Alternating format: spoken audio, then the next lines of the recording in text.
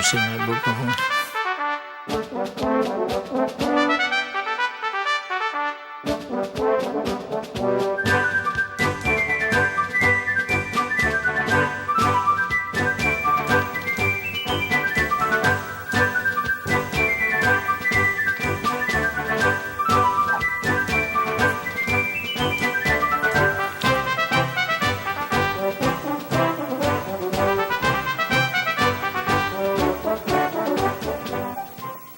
Hello, welcome to Taxpayer Alert, another exciting program.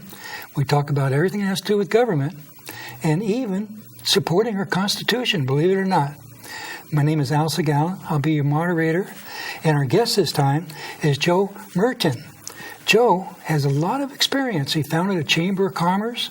He was active in water issues, and he's done a lot of studying about our country and how we can project and preserve our country for future generations. Joe, welcome.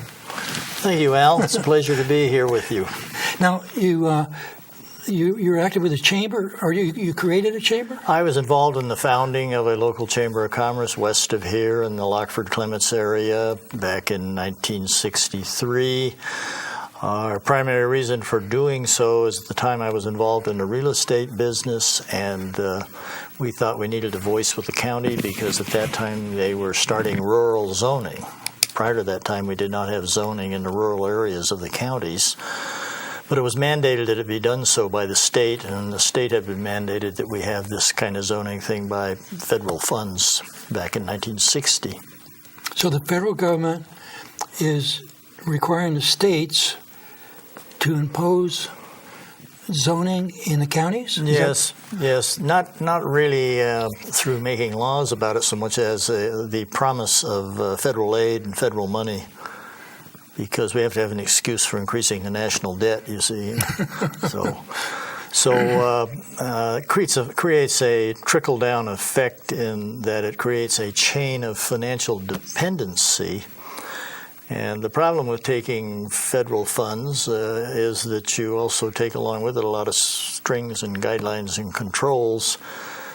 And that's been all declared constitutional. The most famous case on that is Wickard versus Filburn back in 1942, where Judge Jackson wrote that it's hardly lack of due process for the federal government to control that which it subsidizes. Well, that's pretty succinct. Yeah, I think the government should control that which it subsidizes. Yes, you don't want your tax money just thrown out there for anybody to pick up and do anything they want to with. That's the other side of it. You're exactly right. Now, you've done quite a bit of study in land use regulations, aside from the chamber. Now, you started the chamber, and then is that still in existence? No, it recently merged about 2 years ago with the Lodi Chamber of Commerce. I see. Because the area has become kind of more integrated and what have you, and so it's merged with the Lodi Chamber of Commerce. But the property rights issue is always there, and it's something that a chamber should be looking at all the time, because without secure property rights, you can't have prosperity. Yeah. That's why we have so many immigrants coming here from Mexico, because they don't have secure property rights in Mexico. The Mexican Constitution in Article 27 is quite opposite of our Constitution. Article 27 says in so many words, paraphrasing it, that all land and waters and subsoil belong to the nation. Okay, but not the person that... Not personal rights. There's not a personal property right. So the concept is really not appreciated there at all, because nobody grew up with it. I mean, that was the way it was under the Spanish kings, and that's the way it was under the Aztec emperors, and that's the way it's always been, but that's why we have over 40% unemployment in Mexico, and that's why people come here looking for jobs. Right. And, spending energy on building a wall is probably necessary in the short term, but in the long term we ought to be spending some energy in getting the Mexican intellectuals to appreciate this and start teaching this idea and changing that Article 27, Right. which incidentally is a couple of pages long to say what I just said. So it's a lawyer's paradise. Anybody acquires something or builds something of value, there's an excuse for the nation to take it away from them. Incidentally, you mentioned that the government claiming ownership of wall water. California government is doing a similar thing. Yes, there was an article in last week's, or the November issue actually, of the Farm Bureau News that caught my eye on this. One of the reasons a friend of mine was in the article, and that is the State Water Resources Control Board is redefining the definition of wetlands so that a wetland doesn't have to have any vegetation in it. Anything that's wet can be a wetland. So on a rainy day, the top of a hill in the Mojave Desert can be a wetland, or the parking lot over here at Treat's General Store could be a wetland and be regulated thereof. So these wetlands and, the Federal Clean Water Act of the 1970s really opened Pandora's box, and so did the Clean Air Act and the Endangered Species Act, because those acts allow what's called citizens' lawsuits. So if you think that something is happening over here on your neighbor's property that's hurting the environment, you can sue on behalf of the environment even though you're not damaged. Now, heretofore, in English common law, you had to show damages or your case was thrown out of court. You didn't have a cause of action. Yeah, that makes sense. But not with these environmental laws. Anybody can go in and sue. So what happens, they go in and sue or threaten to sue, and then they offer to settle out of court because it's cheaper. So they get an out-of-court settlement along with a non-disclosure agreement with the settlement, and it's a way of raising money. We used to call that extortion, but I guess there's a politer term for it nowadays. Yeah. It is extortion. What could, I guess the only thing that could be done is to expose this as best you can. Well, you can't do anything about a problem until you realize there is one. And one of the things that helps people realize there is one is to understand the elements of ownership that create or make up the legal idea of private property, and those elements of ownership include use of the property. You have a right to use it, have a right to control what is done on it, you have a right to exclude others, you have a right to the income from it, and you have a right to dispose of it by selling it or bequeathing it to your heirs or whatever. And all of these regulations that chip away at those rights are endangering property rights. So when we reduce, well, I understand there are three basic rights: life, liberty, and property. Right. That's in the Declaration of Independence. The original draft said property instead of pursuit of happiness. Yeah, they should have said property. Should have left it, I think. Yeah, but at that time, if they had used the word property, there was a great controversy on the slave trade back then. Mm-hmm. We probably wouldn't have had the Declaration of Independence so widely accepted if the word property was used, which is really its purpose. Yes, there was a great abolitionist sentiment even at the time of the Declaration of Independence, long before 90 years before the Civil War. And you're right about that. Very interesting book came out last year by a guy named Chernoff, and it's called Hamilton. And it's a very detailed and deep biography of Alexander Hamilton, and it's wonderfully written. And it's 800 pages of 10-point type, and I labored through it to much delight and interest. I didn't know how influential this man really was. Tremendously influential. I mean, he helped George Washington out immensely. He was his chief of staff. I didn't even know that. Hadn't even learned that in school. I didn't know that either. Yeah, he was chief of staff of Washington all during the Revolutionary War. I know Remarkable man. I know he's a great organizer. Yes, he was a great organizer and he was a great writer, and he's a primary author of the Federalist Papers, which explain our Constitution. Right. Federalist Papers were written to explain the Constitution as basically as letters to the editor of the New York newspapers, and he wrote most of them. And John Jay and one other party. James Madison wrote them. They use the three of them. I think Roman names or Grecian names instead of their own names. Yeah, one of the names they used was Publius. Yes. He used Publius. But these Federalist Papers used to be the basic curriculum for teaching constitutional law in law school.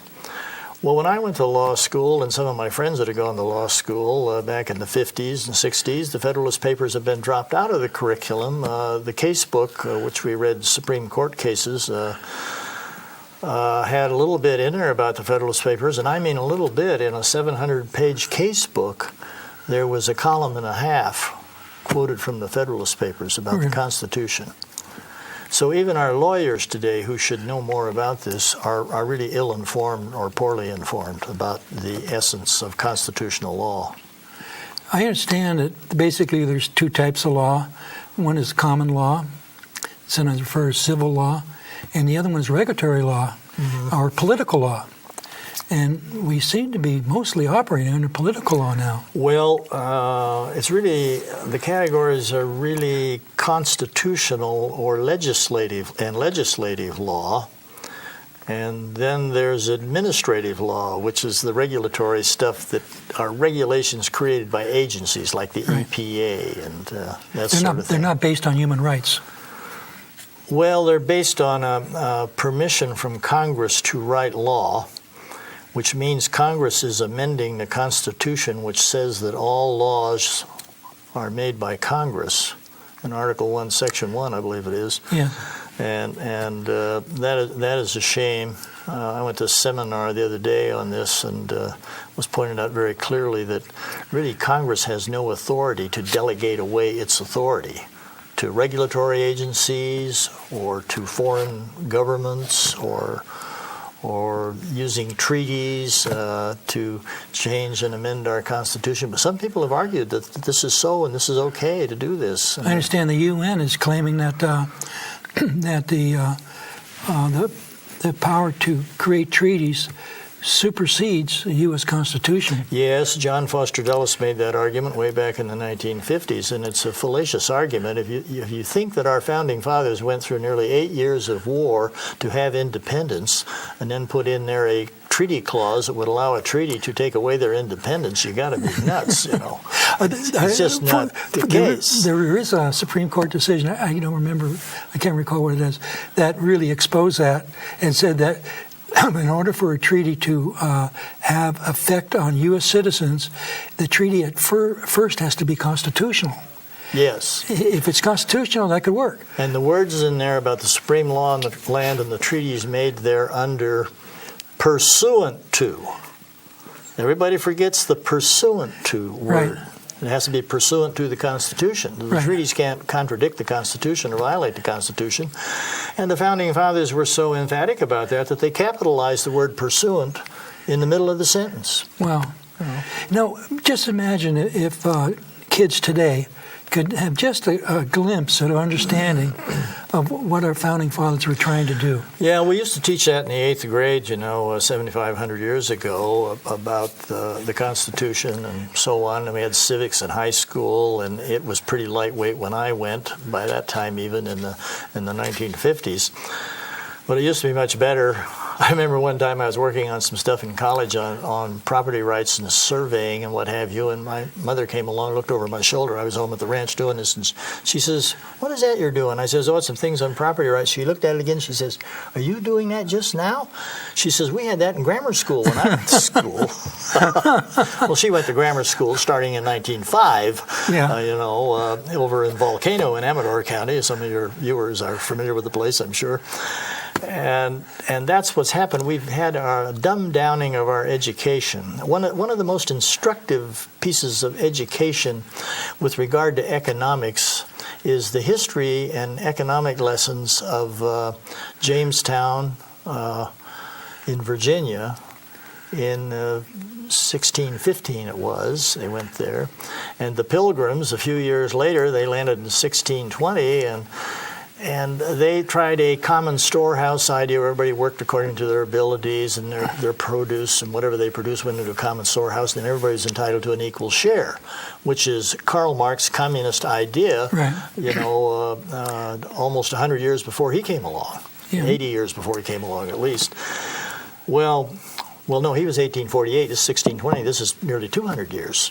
So anyway, It didn't work there in the Virginia colony, but if you go back and find the records, and a fellow named Daniel Pipes, who's a scholar at Harvard, wrote a book called Property and Freedom years back, and he documents all this. One of the contemporary guys there in Virginia wrote how they assigned everybody a piece of property, and they were entitled to the fruits of their labor from their property, or the lack of fruits from their lack of labor. Right. Well, they had a tenfold increase in the production of wealth and crops and what have you as a result of that. So a few years later, up in Massachusetts, the Plymouth plantation people at Plymouth Colony, the Pilgrims, had the same experience. They went to a private property system, and again, greatly increased the production and prevented them from starving to death, which they were practically doing before they did this. Yeah, they realized that their idea under the Mayflower Compact of a common storehouse didn't work because there's freeloaders. You know, everybody's lazy to some extent, and some are more lazy than others. Well, I'm going to get an equal share out of the storehouse, so I'm going to go over and lay under a tree and read a book. Well, Charlie over there is hoeing the weeds, and Charlie sees me doing that, and he says, well, I'm going to get equal share. I'm going to go read my book under a tree, and pretty soon there's nothing in the common storehouse to share. Right. Well, you see this on a big scale with what's going on in Venezuela in the last few years. Venezuela is one of the richest countries in the world. 50 years ago, a good friend of mine grew up there and used to talk about it a lot. And now Venezuela is so bad that they're breaking into zoos to steal animals to eat because they're so hungry.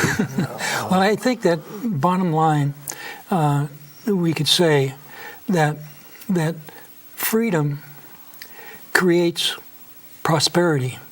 Prosperity does not create freedom. Well, you got to have incentive for people to work and produce new wealth.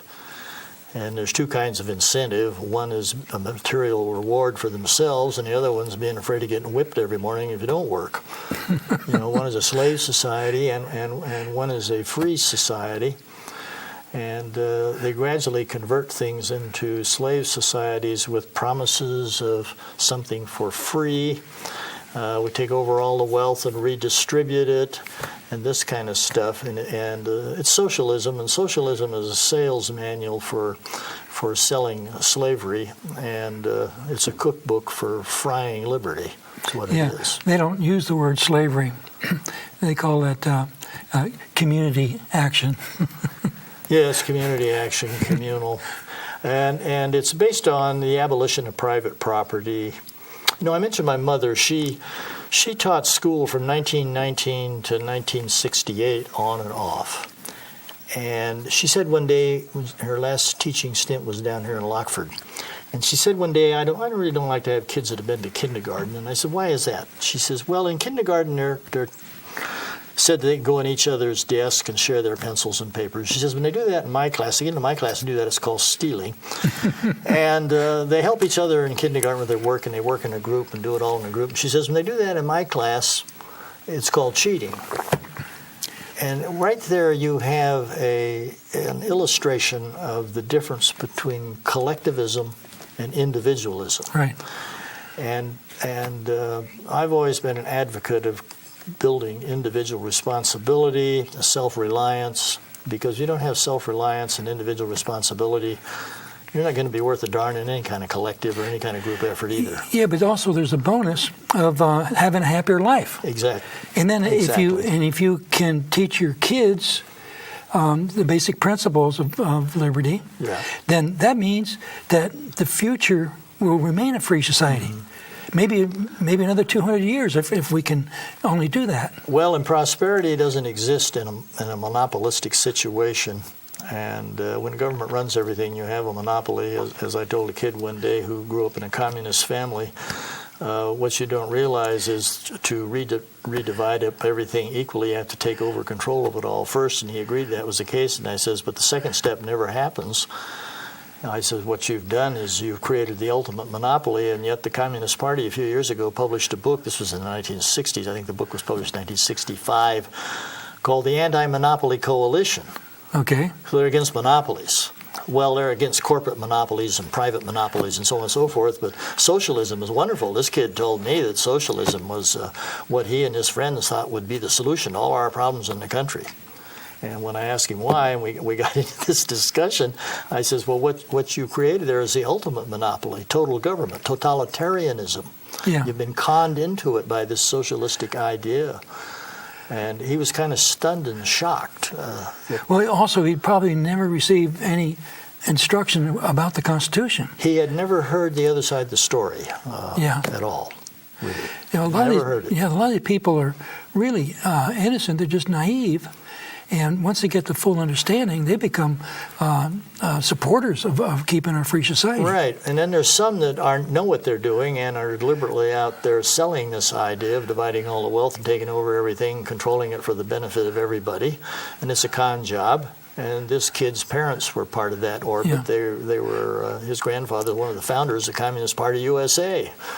What was his name? Mandel. And William Mandel was his father, and his grandfather took his father to Russia to see the new marvel of the Soviet Union back in 1920-something. You know, last month was the 100th anniversary of the Bolshevik Revolution. I didn't keep track of that. Yeah, 1917, October Revolution, and so over those 100 years, this communist revolution that was supposed to be so good for everybody managed to murder 100 million people, caused the death of 100 million people across the world in that time frame. That's more than the Second World War. Oh, yeah. Now, there is some bright spots happening. I think Hillsdale College has a free course on the Constitution. Yes, they do. That's a wonderful course. Yes, I looked at some of it. I took that course. Did you? Yeah, and it is so wonderful, and it's interesting, and also it's free. Mm-hmm. If you can just remember Hillsdale College, just Google Hillsdale College, and you'll come up with their course. They have a number of excellent courses on civics, but their course 101 on the Constitution is just great, and also the first step and changing the direction to have a better tomorrow with a free society. Yes, it is. To understand that, it certainly is the first step. And if people understand that big government and monopolies are synonymous, they won't be fooled by this nonsense that we get fed. No. You know, companies have lobbies, and if the purpose of the lobby to government is to try to just protect themselves from unreasonable laws that would trespass on their property rights or their freedoms, then the lobbying is really a good idea. Mm-hmm. But if the purpose of the lobby is to use government to attack their competition and destroy their competition, or to tax the public and loot the public, which is even worse, then those kind of lobbies are, in my opinion, are not moral. They're there is a criminal. constitutional right to petition the government, of course, and if you hire somebody who's an expert in the field to go lobby for a particular idea, that's fine. But some of these ideas are to punish and suppress competition. You're absolutely right, Alan. It has gone on and on and on and on, and that's why we have such great big government nowadays. We see the debate on the news every night here in the last few weeks about how we can't have tax reduction without paying for it because we don't want to contribute to the national debt all of a sudden. You know, the national debt is a bad thing. National debt is a tax on unborn people, and it's a pretty cowardly thing for politicians to increase the national debt because they're voting for a tax increase on people that aren't even born yet. So I agree with that. They can't argue. It is a terrible thing. On the other hand, there's another way of solving this problem of bringing about tax reductions, which will create a boon in the economy and create a lot of new wealth, and that is to cut the size of government. Now, that seems to make sense. Lower taxes through less government is what we need. Lower taxes with less government. All right. And that's the best way to bring it about. So we ought to keep telling our congressmen and our state legislators, look, we got too much government, get rid of some of it. And I have a few suggestions of things to get rid of. One would be the Environmental Protection Agency. It's been a disaster as far as protecting the environment. It's cost us billions and billions and billions of dollars over the last 40 years. And another one is the Department of Energy. It doesn't produce a 1 gallon of gas or any electricity. other kind of energy or electricity. No, we did very well without it. We did better without it. In fact, it was instrumental in stopping the buildings of the Keystone Pipeline and the Ohio-Dakota Access Pipelines. It was used as a weapon to protect the monopolies. I always said those were the OPEC Indians protesting out there against this pipeline. That's my suspicion anyway. I've never proved it, but it stands to reason that they might be doing something like that.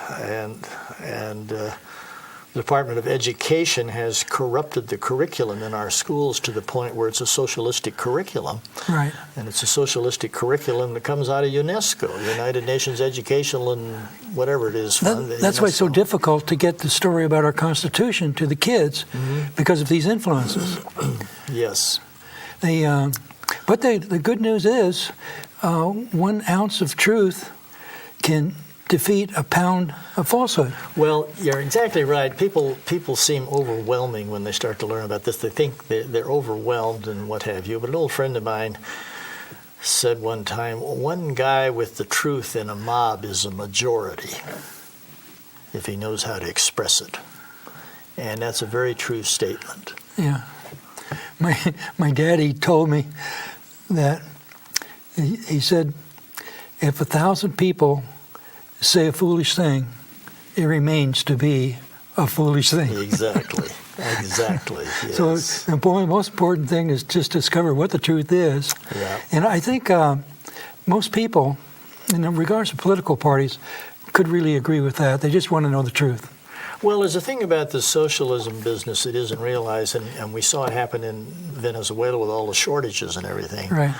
And the argument is, well, if somebody knew what they were doing, was running it, had better administrators, you wouldn't have these problems. Thing would be perfect if you had the perfect guy running it. And that's not the case, because the purpose of socialism is to create shortages so that the shortages can be used as a lever to control people. Yeah. And Leon Trotsky expressed this very clearly in his 1936 book called The Revolution Betrayed, wherein he said the object is to create poverty in society of objects of consumption. Okay. So that there has to be ration lines, and when the lines get very long, there has to be a policeman appointed to keep order. Right. And then he said, that is the beginning of Soviet power. Well, that's pretty ominous. And then the next chapter is talking about the government thermidor to cook people's liberties. Use the word thermidor in the title of the chapter. I mean, it's an incredible book. When in thermidor, I think of lobsters. Yeah, well, I was thinking of our kitchen stovetop. So what they did in Venezuela is not the case. And when Donald Trump gave that speech at the UN and then followed up a couple of weeks later at the Heritage Foundation, he said in both of those speeches it wasn't that socialism was improperly applied in Venezuela. It's that socialism was faithfully applied in Venezuela, that they have shortages. And then he went on and condemned the whole idea. And they ought to be repeating that on the news, what he said, but they're not. They don't do that. No. That would be so revealing. Yeah, his statement was right on. I was really, it really took me, because I've been familiar with this Trotsky statement for many years. Well, we're running to the end of our interview. We touched on a few items. We did. We provided some hope. The Hillsdale College course of 101 on the Constitution. And then there's so many references that we could share, but who would remember all of them? Oh, I know. I have a couple of things here, like this Unfinished Agenda book came out in 1974, and it calls for a national planning board with 5-year rolling funding, terms of the members, 25 years. Thank you for being our guest, and we look forward to seeing you again. You're Thank you welcome. for watching Taxpayer Alert. See you next time.